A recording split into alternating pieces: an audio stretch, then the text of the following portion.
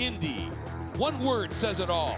And for the second time, this legendary venue hosts one of motorsport's most prestigious events, the SCCA's National Championship Runoffs. Together, it's a can't-miss bucket list event, and almost 900 entries have arrived, all pursuing two things: a chance to kiss the bricks and a gold medal that says champion. Welcome to Haggerty Race Day here at the Indianapolis Motor Speedway, the racing capital of the world. The SCCA Runoffs broadcast presented by Mazda. My name's John Phippen alongside Tom Gorman, seven-time national champion from the solo program. But our race here is for H production. I love prod classes. We always have great turnout in both EF and H production. H, the most high-strung of the production classes. As we used to say, these cars had 19-lap hand grenades for motors. So they really are highly strung and certainly able to put in some great performances. But let's see if they all make it to the end. Tom, what do you think? Yeah, the smallest displacement motors, but these are pretty high-strung race cars, production-based chassis, but they're allowed to do a lot of cool race car stuff to them. For a long time, many little British cars, as we call them, lots of Spitfires, Healey's, et cetera, but an influx of front-wheel drive cars from the 80s, the CRXs, the Golfs, the Rabbits, and then most recently, kind of your subcompacts from the 2000s, Mazda 2s and Honda Fits of note also in this field. So a big variety, a couple of cars have found success of all of those varieties, but they're going to contend for 19 laps here at the Indianapolis Motor Speedway. Our track map presented by Mazda, and why don't you take us around, Tom? Well, it's a big track for little cars. You can fit them about 10 wide down that big long front straightaway. You're taking a look at it there, but into Sector 1, turns 1 and 2 linking together, a quick switchback between a flat-out run through Turn 3, a sweep through Turn 4, maybe just a lift in some of these little British cars, and then a flat-out sweep into Turn 5 and 6. Big long carousel, almost like a skid pad for Turn 6 before you launch onto the Holman straight through Turn 6A. Then into the S's, a fast left-hand sweep at the end of Turn 7, then between Turns 8 and 9, tightening up into Turn 10 before you come onto the banking starting Sector 3 through Turn 11 into 12 and 13. Another couple of linked S's there before coming through Turn 14 back up onto that big, long, wide front straight. But remember, there are walls on both sides. Mazda supports the racing community with face-to-face and virtual coaching at the runoffs and events throughout the year. Support like this has made Mazda the most driven car in SCCA road racing. There's hardly a class you can find without a Mazda in it. As the field begins to roll away on their formation lap, let's introduce the starting grid for you. 8-time national champion and defending champion of the class, Steve Sargis is the tire rack pole sitter out of Frankfort, Illinois in the Blackhawk Valley region. Next to him, sports cars picked to finish on the box, Eric Vickerman in the 10 car out of Howell, Michigan in the Detroit region. Visa Silligren out of Cleveland, Tennessee in the Chattanooga region. The 2019 champion of the class will start third. All three of those drivers better than the 2017 lap record. Starting outside of row 2, the 66 of Ben Valentine, Fullerton, California, and the Cal Club. The 20 of Christopher Schaafsma out of Wheaton, Illinois, in the Chicago region, also a pick by a sports car to finish on the box. Ralph Lindau in the 53 out of Bellevue, Nebraska, in the Nebraska region. Jack Bana in the number 4 out of Bluebell, Pennsylvania, in the Philadelphia region. Enrick Benazic is in car number 11 out of Farmingdale, New York, in the New York region. Mark Brackey in the 04 out of Coon Rapids, Minnesota, in the Land O'Lake region. Jason Lamont is in car 08 out of Rochester, New York, in the Finger Lakes region. The man who wins the Hawk Breakthrough Performer Award for picking up the most positions between the first and second days of qualifying is Bill Ogle out of Victory in British Columbia, the Oregon region, in the 77 car. He made up 8 spots between Tuesday and Wednesday. Matt Brennan from Columbus, Ohio, in the OVR in the number 22 Fiat X19. Scott Heilman out of Johnstown, Ohio, in the OVR in a Volkswagen Rabbit. Robin Bank in the 94 out of North Pennsylvania in the Steel Cities region. Jason Stein is in the 37 out of Stowe, Ohio, out of the Ohio region in his Austin Healey Sprite. Braden Connolly in the number 12 out of Columbus in the Ohio Valley region.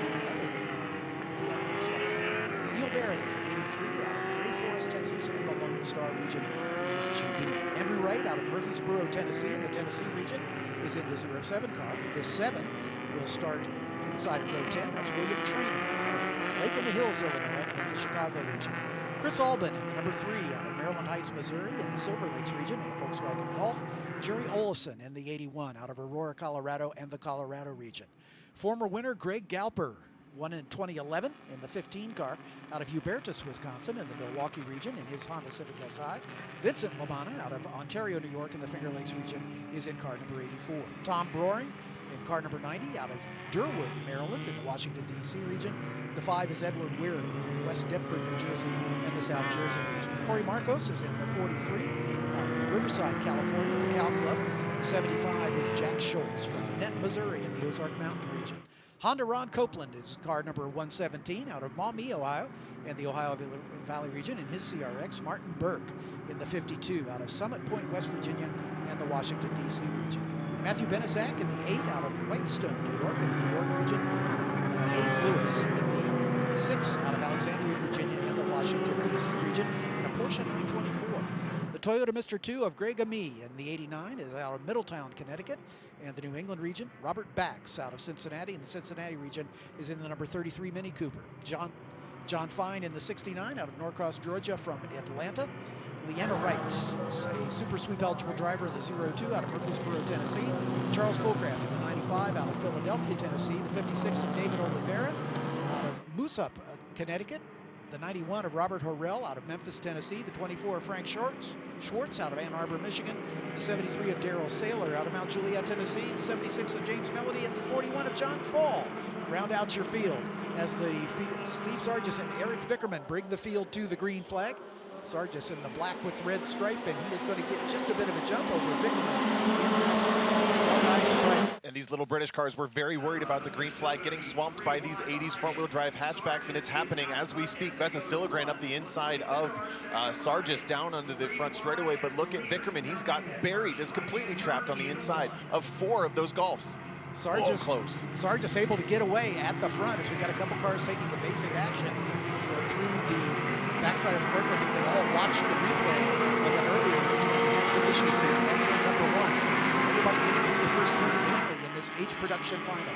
We were 4 wide through 1 and 2, and they kept it clean. That's spectacular. Look at the breakaway for Steve Sargis. He is gone. Vesa Silogran up to 2nd, and then I think it might be Christopher Schaafsma who moved up to 3rd. I missed the call, but Vickerman right there at the start from the outside of the front row.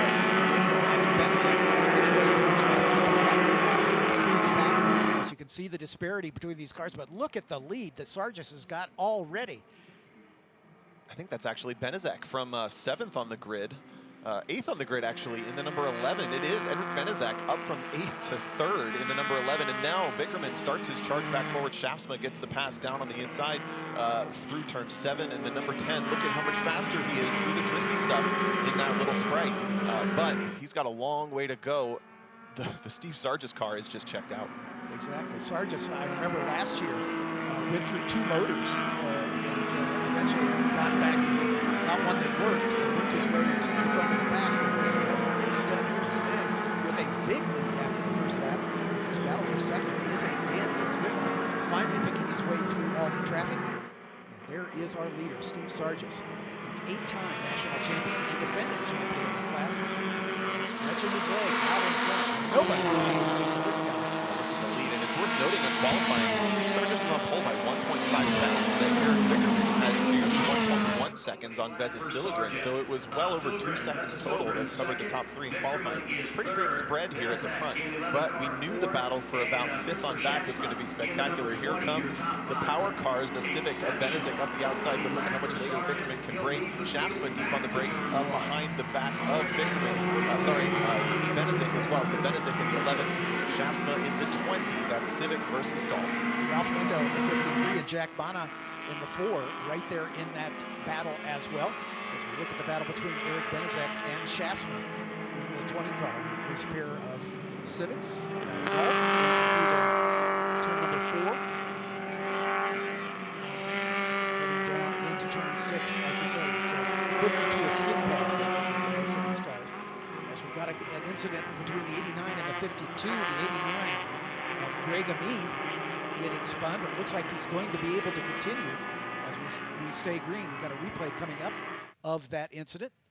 It looks like he maybe was collected by Burke. Yes, it's the 52. The CRX gets into the back of Bregami, who spent the week mostly replacing the motor in that MR2. It's an unfortunate spin incident between those two cars. Lucky to keep it just between the two of them for the most part, and it looks like Ami is going to be able to continue. Yeah, Tom Broering in the Spitfire able to take evasive action and get that job done. For second, Vickerman is through on Silligren. It took him a lap to get there, but he's now made the pass and is working his way back up to second. So Veza Silligren in the CRX is the leading front-wheel drive contender. He slipped to third. And then this great battle for fourth between Benazic and Schaafsma. Oh, Silligren takes it back. He's not done with this one. Silligren through turn 12, getting set up for turn 13. Let's see how the horsepower works out for the 10 car of Enrick Vickerman. Silligren with the advantage right now. We're going to talk about Steve Sargis. He is so far out in front. Silligren really stretching his legs here on the front straightaway as expected. You expect that Sprite to get right back on his tail as they get into the twisty bits. I did wonder if Enrick Vickerman might be able to kind of draft off the back of Veza Silligren just a little bit down the front straightaway. Schaafsma deep on the brakes for fourth. Up the inside, the Golf takes the position from the Civic. He barely keeps it on track all the way out to track limits there, but gets it done. So there's a swap for fourth, but I was wondering if Vickerman might be able to draft and stay with Veza Silligren, but even the draft wasn't enough to overcome the power difference between those two cars for second. But you can see already just in front of this great battle for fourth, as Schaafsma taking over that position. Vickerman's now right back on the bumper of Silligren. As these two front-wheel drive cars working their way through that long left-hand turn 6. See the difference in the Holman straight. Go the ahead. difference in line choice between those two drivers. Very similar cars in theory. Oh, Veza Silligren turning the tire wall, big impact. Vickerman goes with him, and Veza Silligren upside down on the back straightaway.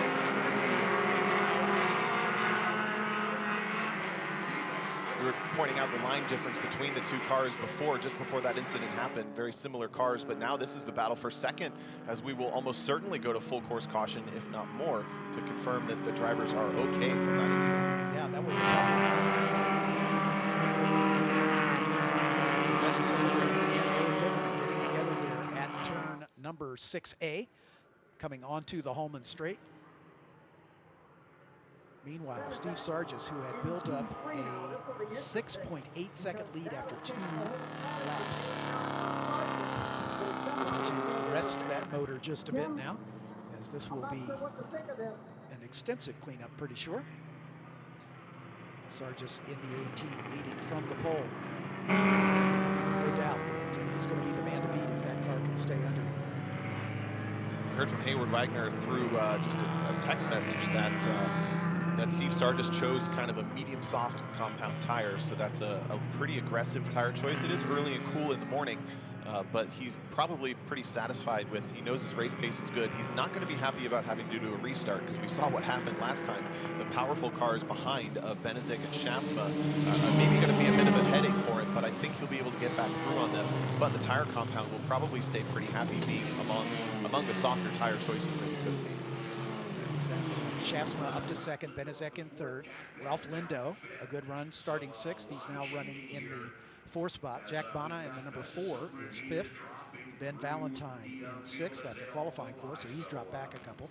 Jason LaManna started 10th, worked his way up to 7th. Mark Brackey in the 04 car, currently in the 8th spot. Bill Okel in the number 77, and Matt Brannon in the 22. Top 10. A shot there of the 66 car of Ben Valentine. Behind him, the 08. And Jason LaManna running in 6th and 7th, respectively. A little surprised for the 66 of Ben Valentine was the 4th place starter. He was only able to kind of maintain 6th there until we got to this full course caution, as it sounds like we may change to a black flag condition and head to pit lane while we clean up the incident. But as suspected and as worried for the small displacement British cars, the front wheel drive, large displacement, 1.5 liters, 1.6 liters of it, are certainly racing a little bit better here in the early stages of this race. Here's the 117 of Honda Ron Copeland in his 86 Honda CRX. Honda out of Maumee, Ohio. So we are getting confirmation from race control. We are going to go black flag all, which basically means the cars need to come into the pit lane, as we want to give the safety workers plenty of access to the incident there at turn 6A.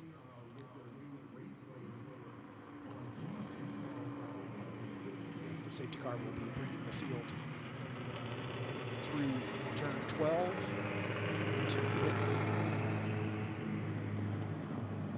There's the 53 car of Ralph Lindo. Good start for him in the 4th position. 5-6.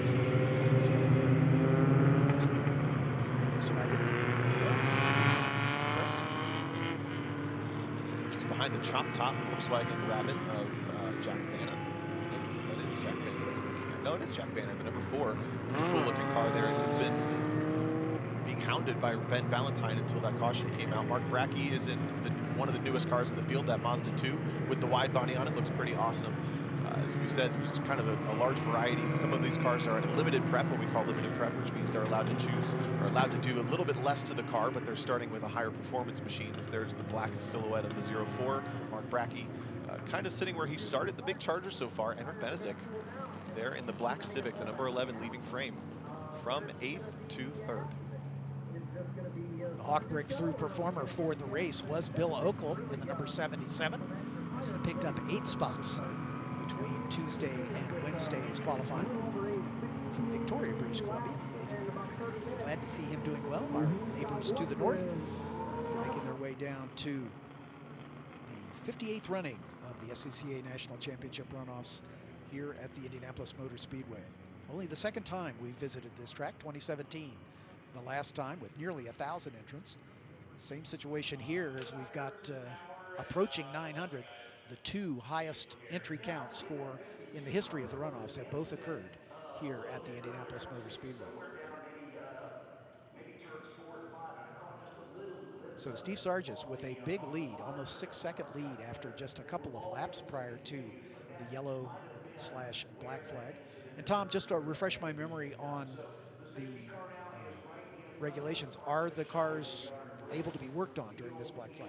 I'm not actually sure. I wish I knew the answer to that. I don't know that many of them will require it, as it was a very clean race up to that point. Looks like Hayward Wagner is going to start to kind of get some info and intel down the pit lane, and if he can hear us, maybe he'll know better. But for the most part, I think their cars should be pretty clean and clear, ready to go.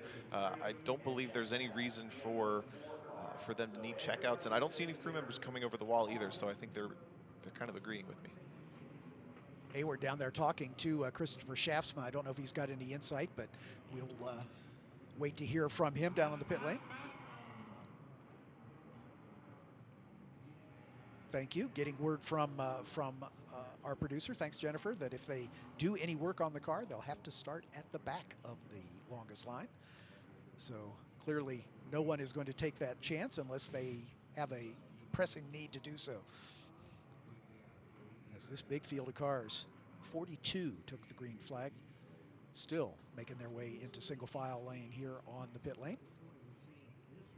Coming up on about a third of the race, time has elapsed. I assume at this point, these being among the slower cars in the event, they will not make their 19-lap target, but we do have 28 minutes left on the clock. And I think the story to kind of lean forward in your chair for is, can one of these kind of fast straight line front wheel drive hatchbacks overtake Steve Sargis and make themselves a nuisance before we get to the end of this race? Because I think Schaafsma and Benazic both have a lot of straight line speed and have a great opportunity for that. Let's go down trackside. Hayward Wagner's got an update.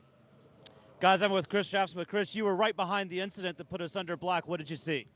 It just looked like Vickerman was really trying to get himself back past us 10 tops. As we came through 6A, you know, he was right there with Silgren, and as they tracked out, I don't know if one of them got in the dirt or they touched, one of them started turning. Vickerman got into the wall and spun pretty good, and somehow in that, Vessa's car landed on its roof. So I just hope everybody's okay. Now, coming to this restart, the guys in the booth are already nailing the storyline, the 10 top and the little British car going to turn 1. How important is it for you to get to the lead before we get to turn 1 on the restart? I'll be honest, after the start we just had, that car behind me is the one I got to watch on the restart. The one in front of me is going to be fast no matter what. I just got to stick with him the best I can. All right, good luck to you, Chris.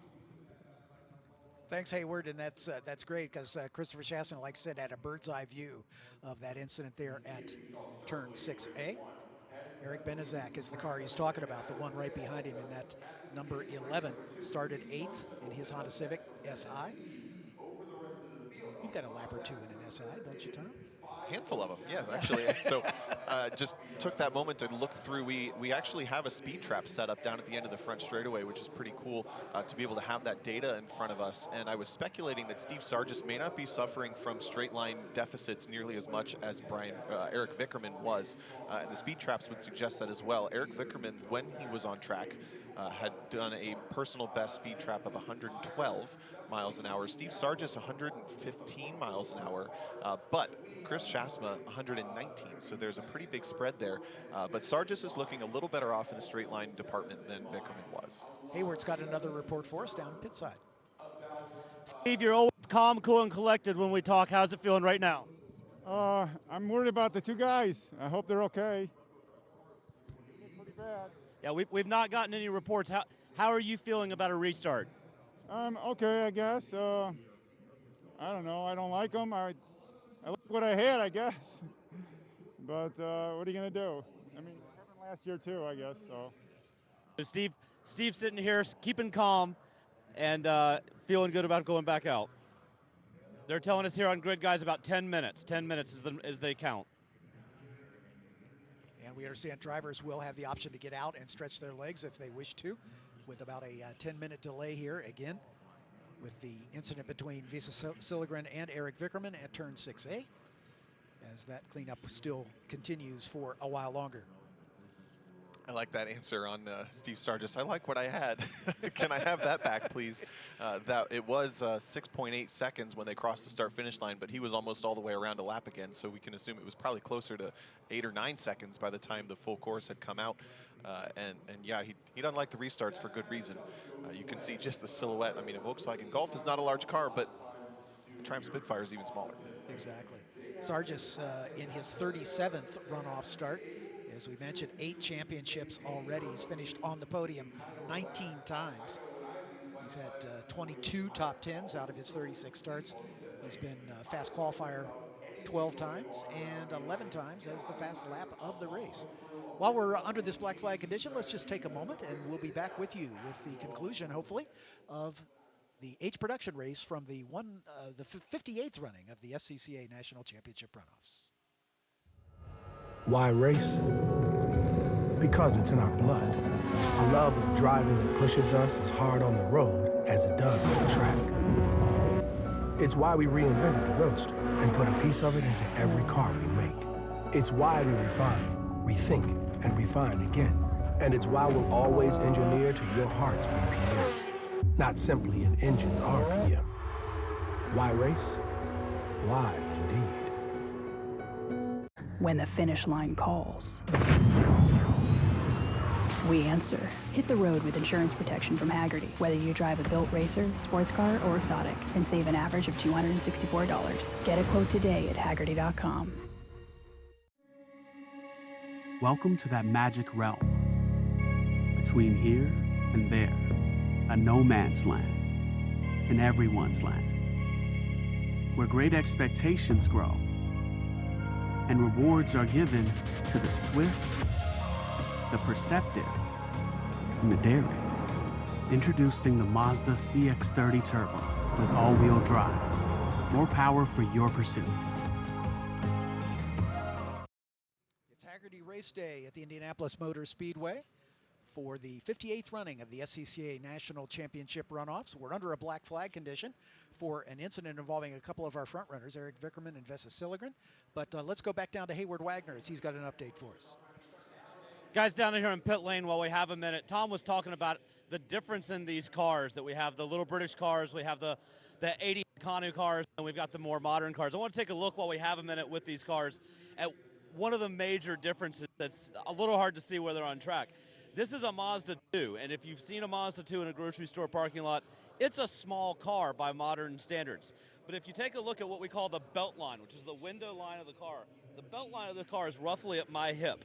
And when we talk about the little British cars, like this one right here, look at where that belt line is relative to the belt line of the British car. There's a solid foot, maybe 18 inches, between what the driver considers to be their eye line of the car. And so, as you guys saw on the start, when Vickerman got shuffled back a bit, that car just flat out disappeared. And even in a field full of cars as small as a Mazda 2 or a Volkswagen Rabbit or a Honda Civic, these cars are much lower. They're hard for the bigger cars to see. But the advantage is all the weight in this car is below the 1/3 line of that Mazda 2. So when you go into the corner section, you start to see the British cars really kind of pull away from the tin tops. It's because the tin top is slinging weight around above the entire height of the British car. Thanks, Hayward. That's an excellent point. The visibility issue alone is certainly one that these drivers have to bear in mind, especially in a class like this, where there's a pretty, almost a 50-50 mix between the LBCs and the tin tops. Yeah, there's obviously 2 points being made there. There's the how the cars make speed point, which is obviously that those smaller cars, the lower weight distribution, the less weight in general, are going to be much quicker in the corners, much less braking involved, and the ability of those cars happens when the wheel is turned versus when the wheel is straight for some of the other cars, and certainly those Civics, Golfs, etc. handle just fine as well. But also the raceability of those cars, as we saw with today's race and other times in the past as well, that the visibility becomes very difficult. You almost have to work off of spidey senses and know, okay, that car is going to make speed in this way, and he was kind of starting to make this move. I have to assume that he did, even if I can't see him. And that certainly becomes a challenge at a new racetrack that a lot of drivers haven't raced at before, but also drivers from all over the U.S. that haven't seen each other before, maybe in a year or maybe ever, as you're learning the way that other drivers will race you. Once again, the winner of the Hawk Breakthrough Performer was the number 77 of Bill Okel out of the Oregon region, picking up 8 spots between Tuesday and Wednesday. And of course, the Sunoco Hard Charger Award, which will be awarded after the race goes official for the driver who makes up the most positions from qualifying to their final race position. There's a good shot of Bill Okel in the number 77. The 10-minute warning has been given to the field, so the cleanup is wrapping up. Okel in that Huffaker Engineering MG Midget. Talk a little bit about, Tom, you know, you've driven both varieties. Talk a little bit about, at a racetrack like this, the difference between a front-wheel drive car and a rear-wheel drive car. Well, I would say on the surface, this track is maybe not particularly friendly to a front-wheel drive car, and the reason for that is, if you've seen from our camera shots, it is pancake flat. It's very wide, and there's a lot of longer radius corners. And a front-wheel drive car, putting every bit of energy through those front tires alone, you have to do the cornering, the braking, and the accelerating with the front tires. It can be really challenging to put that through, especially in a corner like turn 6, 6A, or maybe through turns 3 and 4. Those longer radius corners where a car that can multitask with its front and rear axle, like a rear-wheel drive car can be a little bit more successful. On top of that, when you have a higher center of gravity, you have a little bit more weight going for you, which all of the front-wheel drive cars in this field are heavier than all of the rear-wheel drive cars. Right. They have to do kind of double duty with that extra weight as well. So what we tend to see in most of the classes that share front and rear-wheel drive cars is that here at the Indianapolis Motor Speedway, the rear-wheel drive cars tend to be a little bit more successful on average, but there are certainly exceptions to that case that we'll see throughout. This is an exception to both of those rules. We have a mid-engine Fiat X19 in this field. There's 2 of them, in fact, and we're looking at the 22, Matt Brannon, who was the top qualifying X19. Yeah. That mid-engine car can actually multitask in a couple of ways, but also use the weight distribution of the mid-engine for that car to get itself rotated, point and shoot a little bit better through turns, for example, maybe 1 and 2 or 12 and 13 when you have those quick switchbacks. You can see Matt's garage, Midwest Bayless, an Italian specialist in my hometown of Columbus, Ohio. So I know Matt well, and his wife Marnie as well, and they are fixtures in the Ohio Valley region of the Sports Car Club of America. I almost didn't recognize Matt's car because it's almost always red. But he painted it blue for the runoffs this year. Well, and the red one's a couple cars back. It's Braden Connolly driving that in the number 12. Their son. Which I don't see in the top 20, so Braden might have slipped a bit. I think he's just peeking out behind the timing tower at the back of our frame. 19th currently. Yes, so that car slipped a little bit, but couple of X19s in the field as well. And if you see, look at the numbers on these cars with a couple of tape strikes through. The cool part about this is the production classes allow, if you see there it says ITB, that's an improved touring class, which is a regional class with the SCCA. It's not a class that's eligible for the runoffs, but the car is eligible for H production. So if you have that kind of car like we see with Rick Benazic here, sorry, that's a Matthew Benazic in the number 8, that car is maybe not fully prepped for H production, but it's completely eligible, and it allows a car that would not otherwise get to race at the runoffs here to come race at Indy. A couple drivers who might be in the running for the Sunoco Hard Charger Award. Andrew Wright in the 07 car at the end of the first lap was back in 22nd position and finds himself in 17th right at the moment. And right behind him, William Traynor in the number 7 Scirocco, 25th, and has worked his way up to 18th. So a couple drivers who might be in the running for the Sunoco Hard Charger Award by the end of this race. As we mentioned, the 10-minute warning has been given to the field, indicating that the cleanup is in its closing stages. So the drivers, those who took an opportunity to step out of the driver's seat, will be getting back in. That 10-minute warning was given at about 19 and a half minutes remaining on the clock. So by the time we leave the pit lane and take the green flag, I would expect maybe something like 6 to 7 minutes of green flag racing, which is a really, really short race for a national championship. And it honestly, I think, tips into the favor of cars like Chris Schaafsma and Enrick Benazic, because if they can get by and be in the way of Steve Sargis for even 1 or 2 laps, that might be the difference between second and first. Exactly right. Good shot of the 83 car of Neil Verity out of Gray Forest, Texas, in the Lone Star region. One of the LBCs in the field.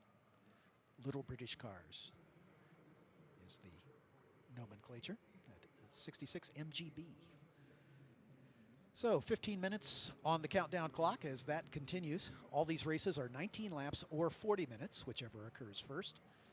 And in this case, we're going to have a timed race, and not much time at all at the end when these drivers finally get underway. You can see some of the course vehicles right at the top of your screen getting back into their positions.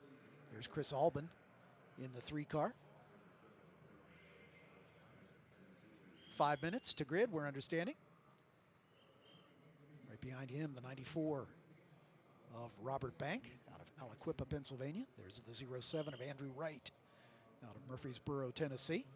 Just behind him, William Traynor in the 7, one of those drivers who we thought might be in the running for the Sunoco Hard Charger. You see the silhouette of that Volkswagen Scirocco. Actually, William Traynor was the fastest car in the trap speeds all week in qualifying, so that Scirocco is super quick there, just based on the body lines and the power that the car makes. There's the 84 car of Vincent LaManna out of the Finger Lakes region. Right behind him, the 15 of Greg Galper out of Hubertus, Wisconsin. Another Frog Eye Sprite in the field, the 37 of Jason Stein. That's a 61 vintage Sprite. Looks like a little contact already with Martin Burke. We saw him get together in lap number 1, if memory serves, but he's able to soldier on out of Summit Point, West Virginia. That's going to need a new front clip before this day's over. Yeah, and a little unfortunate, too, because we are still under that black flag condition, which means if he wanted to go fix that bumper, he would have to go to the back. And that contact was with Greg and me, who's probably pretty satisfied to see a restart coming his way. Maybe he can charge his way back up before we get to our only Super Sweep eligible driver. That's Leanna Wright in her number 02 Mini Cooper. Angry eyes on the front, but she would have to win this race to win the Super Sweep. That would be quite a turn of events for her, but still pretty cool to see that car out there. Yeah, in fact, she needed some help as well. Eric Vickerman would have to finish 10th or below, so check that one off the list. So if Leanna could find her way to the front, she could be our first winner of the Super Sweep. We did not have any eligible Super Sweep drivers earlier in the day, but great to see she as one of the eligible Super Sweep drivers. Here's the 173 of Darrell Saylor out of Mount Juliet, Tennessee, just outside Nashville. And the 6 of Hayes Lewis out of Alexandria, Virginia. We understand 2 laps behind the safety car, we believe, as the 24 car of Frank Schwartz. I think that's 2 laps once we go green, so it won't be a one and done. It will be at least a green, white checkered. Yeah, that's 2 laps. So that would be good for Steve Sargis. Probably wants his one to go as long as possible because that gives him more chances to get back by Chris Schaafsma and Rick Benazic, who will almost certainly motor by him on the front straight. But again, Sargis is not super slow in a straight line. The deficit to that car is only about 3, 4, 5 miles an hour, worst case, to Christopher Schaafsma. And last time we were here at Indy 5 years ago, Schaafsma finished second. Don't know that he wants to be there again. Uh-oh. This is not good. Sargis' car being pushed, apparently unable to get it refired, so he needs a bump start. And it is still not running. Oh, now it is. Okay, he's able to back up. So perhaps the starter got a little heat soak into it and wasn't able to turn the engine over, or the battery went flat. I'm not sure which. But with the help of his friends, he was able to get the car bump started, as you could hear from our pit side cameras. You could hear the engines coming to life all up and down the pit lane as the clock continues to count. 2 minutes being shown to the field, as you can see the pit grid workers holding up 2 fingers. And then we'll send them field around behind the safety car. And like I say, at least 2 laps of green will be what we're looking for after we get the restart. Maybe more, we'll see. Steve Sargis, Christopher Schaafsma, Enrick Benazic, your top 3. The 53 of Ralph Lindau out of Nebraska. 48 of Jack Bana in his Volkswagen Rabbit out of Bluebell, Pennsylvania. Your top 5 up at the front.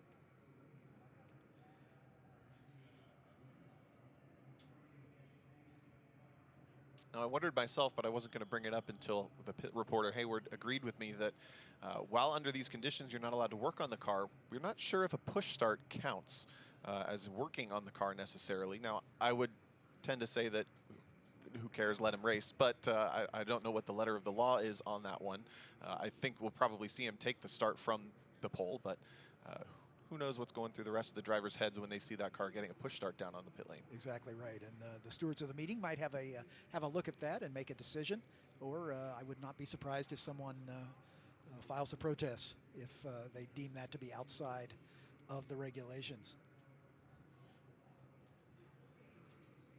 Christopher Schaafsma picked by Sports Car to finish on the podium. Eric Vickerman obviously won't be on the podium this weekend, but Steve Sargis picked to win it, and again, no surprise. With 36 runoff starts, he's certainly an experienced driver as the cars are finally rolling away. Drama for the 53. Ralph Lindau might have fired that car a little early to see as it was overheating, and a significant amount of either water or coolant underneath it as they're pulling out onto the grid. Hopefully that car can cool itself down with some air coming through, but a lot of these cars are proper full-on race cars, even though they're production based, might have fans removed, might not have any way to cool them other than running air through. So Lindau's, you saw the windshield even fog. That car was running very hot by the time they moved. Braden Connolly a little late getting away, but he's finally able to pull away without a problem. As we see the 15 car of Greg Galper, and right behind him the 37 of Jason Stein. Good news, we got confirmation the push start was fine, so we'll see a proper race between Sargis, Schaafsma, and Benazic and the rest. And don't forget, we saw maybe 10 minutes ago now, but Enrick Benazic is the car people are worried about. That car seems to have some very healthy straight line speed, and Schaafsma even sounded a little nervous about what might happen on this green flag. But they're going to have to be awake coming off of turn 13 because the pole sitter is allowed to start accelerating anywhere in the zone from turn 14 to the start-finish line. So if Sargis surprises the field with a little bit of an early acceleration off of turn 13, he might buy himself some gaps, so Schaafsma and Benazic have to be awake. Good shot of Chris Albin in the 1985 Volkswagen Golf. Albin running back in 15th position right at the moment. As the field with now stone cold tires will be working on the space lap to try to get a little temperature back in the tires after this long stoppage.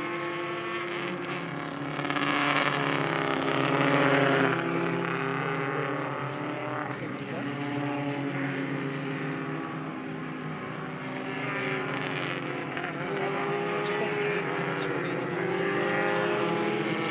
Just about right. We'll probably have about 5 or 6 minutes. So enough for 2 laps. Once the green flag flies. As the back of the field making its way onto the Holman Straight. Christopher Schaafsma not doing any weaving at the moment. Looks like he's content with the tires. Perhaps dragging brakes as well. Yep, could well be. Just about everybody getting that weaving done before they get to turn 7. Weaving with the racetrack as they work their way through the SS turns. That section of the racetrack reconfigured after its initial configuration in Formula 1 when its first stop. It's quite a bit. I think the term Mickey Mouse was used by some of the Formula 1 drivers in that section of the racetrack, and so it was reprofiled to make it a bit more daunting.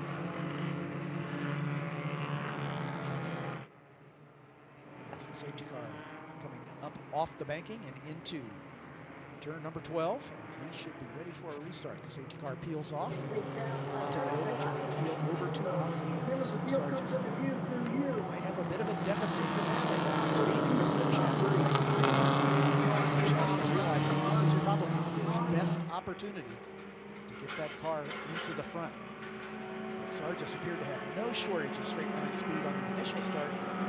Let's see what happens here. He's bringing it up kind of slow.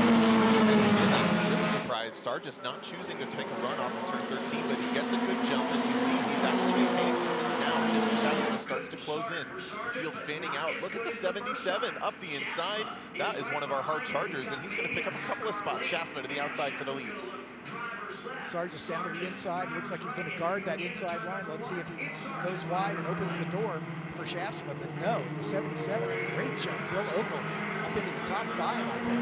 Right there with Mark Brackey side by side. And more frustration for the 66, and Ben Valentine slips down out of the top 10, I think, this time. Now puts the car up the inside of the number 08, Jason LaManna, but can't get the job done through turn 4 into turn 5. So that's a huge jump for the number 77 of Okel, and more frustrations for the 66.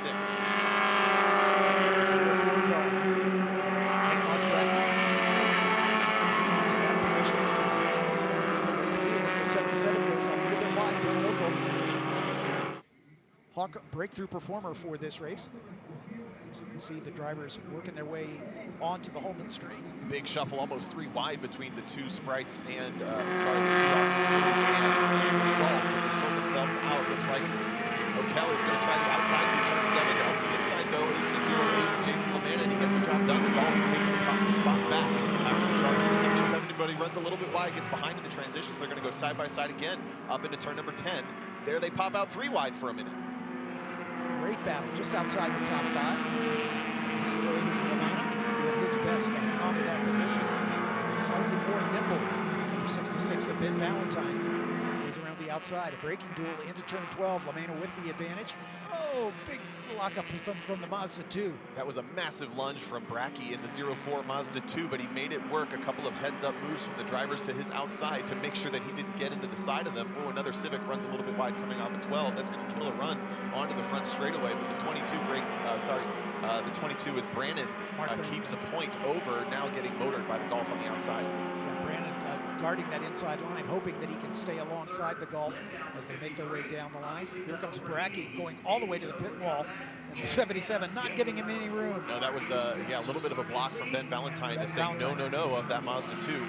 You're not going to lunge any more than you've already have. Valentine shuts the door hard on the 08, almost runs him off the track. Valentine, tired of getting shuffled back, puts the elbows out just to keep these hatchbacks behind him. Coming into the section of the racetrack where he's probably got a bit of an advantage. These long radius turns, like you said, favor the rear-wheel drive car.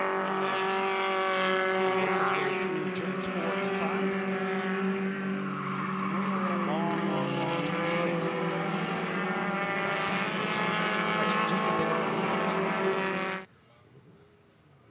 Sargis comfortably out in front, no challenge. Schaafsma and Benazic also. But right behind them, it's Ward, it's the 53 of Linda. Holding on to the battle of the 2 roadsters going side by side. That was so tight between the 66, the Queen of Valentine, and Jack Bana in the Chop Top Rabbit, almost dooring each other coming off the 66. Valentine pops to the outside, but the momentum that midget can carry through the first sector is really, really impressive. He's just got to stay glued to the back of the Rabbit to try to get a good run onto that front straightaway. At the front, Sargis, Schaafsma, and Benazic.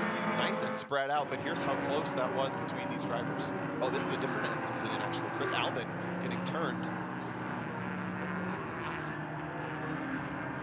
And I think that might have been Verity. Yep, it looks like he's going to get stuck in the gravel. Yep, it is the 83 of Verity. And of note, we didn't get a white flag last time by, so this race was going to get at least 2 more laps as we started that one. But now I would imagine they're going to cover him with at least a local caution, hopefully not a full course. 2 minutes remaining, so it should be enough for this lap and potentially 1 more. Do not see a white flag hanging from the starter stand, so we'll have 2 more laps, it appears. The battle continues between Bono and the 66 of Valentine. Coming into where that green 66 is strong. Look at the momentum he carries from turn 1. He has to check up just a little bit not to get to the back of Jack Bana. This is the battle for 5th. Top 5 is a bragging right in these parts, and they're kind of losing touch with Ralph Lindau just a little bit, who we saw overheating on pit lane. Look good to see that that car is still okay. Whoa, we are under local caution there. They can't pass, but Valentine tries to get a run now side by side in the 6. They're still side by side. Again, front wheel drive versus rear wheel drive. Valentine, a much lighter car, even though the chop top rabbit probably has a little bit of this tin top cars. Valentine puts that to good use.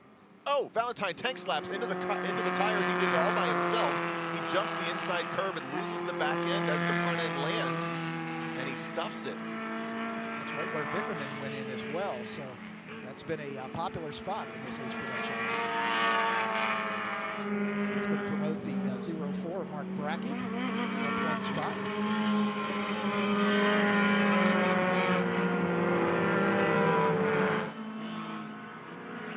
Up to 4th now. We saw Brackey with that big lunge into this next braking zone for turn 12. He's got a little bit of a run on Bana, and he's going to try to do something with it just as we cut to Steve Sargis, who is coming to the start-finish line, perhaps to take the white flag. Let's see which flag is in the air. Coming off of 14 to the front straightaway here. The white flag is in the air. And look at that lead Sargis has built up. He has definitely brought a gun to a knife fight here, as this car is well out in front. No challenge whatsoever. Christopher Schaafsma solidly in 2nd. Benazic in 3rd. And we were seeing this battle heat up before. As we cut away, it looks like there was contact between the 04 and the 4, Jack Bana and Mark Brackey. Brackey was confident in that braking zone earlier, and there was damage on the left front, or sorry, right front of the Mazda 2.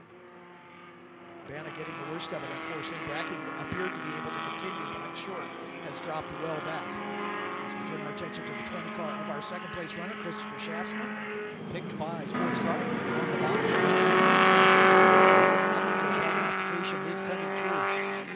So far he's there, but we're developing quite the boneyard on grass around the circuit. We've got 1 car in the gravel at turn 4, 1 car in the wall at turn 6, a couple more cars stranded at turn 13 as we work the white flag. Here's that incident between the 2. Brackey, too deep on the brakes, cuts it back and gets turned across the nose of Bana.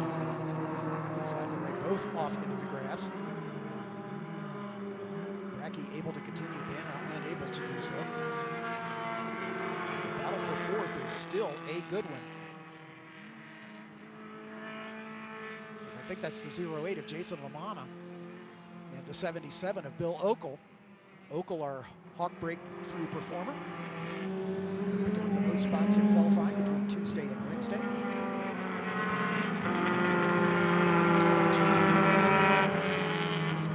Quite close enough to do anything with this coming onto the speedway, and I wonder too if there might still be a local caution covering turn 12. That would be the last passing opportunity for Okel to try to get this last spot up from 11th though.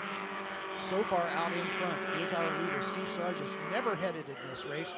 Took the lead from the initial restart and comes to the checkered flag for championship number 9 for Steve Sargis, as he takes the win in commanding fashion. Congratulations to Christopher Schaafsma, finishing in 2nd spot after starting in row 3. Right behind him, Enrick Benazic in the 11 car, started back in row 4 and able to pick his way through the traffic. And then here comes that battle to the line between LaManna and Okel, and it looks like LaManna just able to hold him off at the stripe. Okel was coming strong, but I don't think he quite got there as they came across start-finish. Timing and scoring is giving 5th position to Jason LaManna. By a whopping .06. That's a really close finish for the top 5. Yeah, exactly right. 64 thousandths of a second. Scott Heilman comes home in 7th spot, about a second further back in the 38 Chris Albin in the yellow number 3 Volkswagen Golf finishes in 8th. Matthew Benazic in the 8th car comes home in 9th, and Robert Bank rounding out the top 10 in the 94. Mentioned our friends in the Fiat X19s. Braden Connolly actually charges back to take over a position from Matt Brandon. They finished nose to stern in the Fiats, 15th and 14th. It's a pretty cool finish for the teammates that way. Exactly. Battles all through the field as the rest of them, 2 B-spec cars actually double dipping into H production. Rob Bax and the other Mini finished door to door. Steve Sargis waving to the corner workers as he makes his way around on his cool down lap. So great job for Sargis from the pole, taking this one without really much of a challenge. And you know, it just makes you wonder what if, had this race gone green all the way through, if that little guy, that LBC, would have lasted, but he got the job done. Clearly that car is quick in a straight line, and around the twisty bits as well, taking nothing away from Christopher Schaafsma, who did a fantastic job in that Volkswagen Golf to be the best of the rest. Always the bridesmaid in Indianapolis Motor Speedway is Chris Schaafsma, but has to be proud of that. Yeah, he finished 2nd here in 2017. This being his 4th runoffs appearance. And 2nd and a 3rd of those 4, and now another 2nd place. He's going to feel pretty good about that strike rate. 3rd spot to the black number 11 of Enrick Benazic, excuse me. Benazic out of the New York region, also in his 4th race. He finished on the box at VIR in H production, so he's no stranger to the podium as well. Indianapolis Motor. As our leaders working their way into the pit lane, Hayward Wagner standing by to have a chat with our winner, Steve Sargis. We talked to him once already during the Black Flag, but this will be the interview that he's going to want to be a part of, obviously. Christopher Schaffman and Enrick Benazic also will have an opportunity to chat with Hayward as he's off on his, Steve Sargis is off on his victory lap. Beautiful sunny skies here in central Indiana. Indianapolis Motor Speedway. A little cool temperature-wise. You can see a lot of the grid workers still with jackets on. Sadly, though, the weather for the rest of the weekend not quite as good, at least according to the weather forecast. But weather forecasting is an inexact science, so we'll see how that shakes out. Steve Sargis, championship number 9 out of the Blackhawk Valley region. I believe every one of them has been in a Spitfire in one formation or the other. And this year, taking the honors in H production for the 2nd year in a row. Back-to-back wins for Steve Sargis after taking the championship a year ago. They take one. Sounds like Hayward Wagner's got our winner. Hayward? Steve, it was a race of starts. There was the start, the restart, and the push start. How nervous was that for you?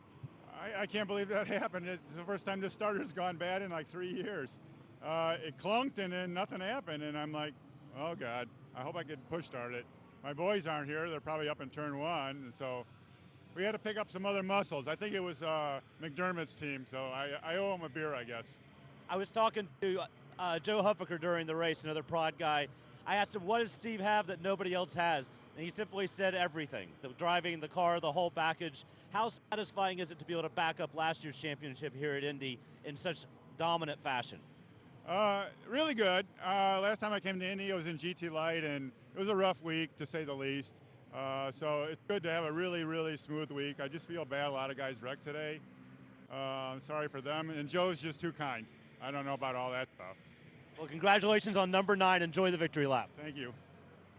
Steve Sargis, margin of victory, almost 8 seconds after that 3-lap sprint to the finish. He had built up a almost 7-second advantage before the yellow flag, which eventually turned into a black flag. So again, he has been dominant in this race, showing no sign of weakness whatsoever.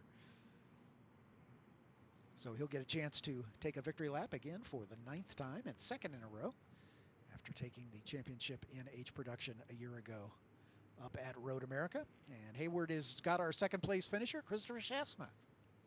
Chris, lots of people coming over and giving congratulations. You had a very rough runoffs last year. How does it feel to come back to podium? Oh, boy, it feels a lot better. I mean, last year, obviously, we were looking forward to running on the front row and having a chance. This year, it just looked like, you know, Steve and Vickerman had everyone covered by a lot, and I'd be lucky to get on the podium. And here I am. I'm lucky. I just, you know, hopefully Vesa and Eric are good and healthy. Really thankful for Hoosier giving me the right tire for this track. Thankful to Tuck Mathis for building a hell of a motor that I could race with, and to all the people that came up to congratulate me, to help me the whole time. It's just been a great event. Congratulations on the silver. We've got bronze right here, Rick. A big hug between the guys. Rick, look, it looked like you had more motor than the rest of the field combined coming down the front straightaway. Okay, I'll take it. Sam Moore, thank you. How satisfying is it to put him here at Indy? Yeah, amazing. You know, I just wanted to have a good race finish and go home, and it went my way. I couldn't believe it. And my son started third and finished 8th. Wow, fucking wow. I'm just very, very happy. I mean, I tried to be smart. I hope Ackerman and Vest are okay. They tried too hard on each other, and they crashed hard. But I just said, let me be smart. Even turn 1, the blue car tried to outbrake me, and he went right by me. I watch. So I just tried to be as smart as I could. We see it all the time. First and second are happy to be here, but third's the one that's really happy. Congratulations. My second, fuck. Apologies for the language, as Rick Benazic obviously very happy. And Steve Sargis takes the win in commanding fashion with an 8-second margin of victory over Christopher Schaafsma. Rick Benazic, who you just heard from, another 4 seconds back in third spot. Ralph Lindau, another 3 seconds back in the fourth position. And then it gets really tight. Jason LaManna holding off a late lunge by Bill Okel for 5th and 6th. Scott Heilman not far behind with Chris Albin right on his wheel tracks as they cross the line just half a second apart. Matthew Benazic, the son of Rick Benazic, so it's a family affair in the top 10, with Robin Bank rounding out the top 10 in the 94 car. You could hear the humility and excitement from our winner, Steve Sargis, but then just the raw emotion and excitement from the next two as they take their extra lap there for Sargis. But Schaafsma and Benazic just so excited. You see a couple of hardship laps around the outside. Sargis doesn't get the track entirely to himself, but teammate with the flag in the air and get to enjoy one more trip across the bricks. Exactly. This victory lap, a long tradition at the runoffs, where the winner gets a chance to carry the checkered flag around. Steve Sargis, again, has some practice as we've got a 9-time winner. Let's take a quick look at the highlights of this one, as it was really a race of 2 halves, 2 sprints at the beginning. There's Vickerman right alongside. And then here comes the number 60, steaming down the inside, Vesa Sillegren. And he is going to slot it into second spot. The 11 of Rick Benazic right there alongside him, as everybody binds their P's and Q's through that first turn. And then a great battle here with Benazic, and once again Vickerman in that 10 car, just absolutely slaying them through the twisty bits of the racetrack. And Vickerman's going to close up on the back of Sillegren as they work their way and then back into the braking zone for turn 1 on the restart. And once again, it is Steve Sargis able to stretch his advantage. Great battling just behind him. As you can see, the 04 Mark Brackey locking him up coming into turn 1 on the restart, but there was nobody catching this guy as Steve Sargis motors out to an 8-second win on just about a 3-lap restart. As you can see, the margin of victory there as they come across the line. Christopher Schaafsma and Rick Benazic finishing second and third. Ralph Lindau in the green number 53 across the line. But highlight reel finish to Steve Sargis as he takes his final victory lap around for the H Production National Championship, all part of the 58th running of the SCCA National Championship Runoffs at Indianapolis. Welcome to that magic realm.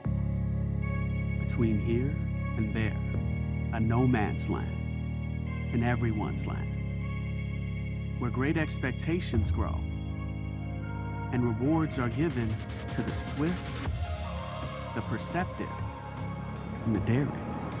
Introducing the Mazda CX-30 Turbo with all-wheel drive. More power for your pursuit.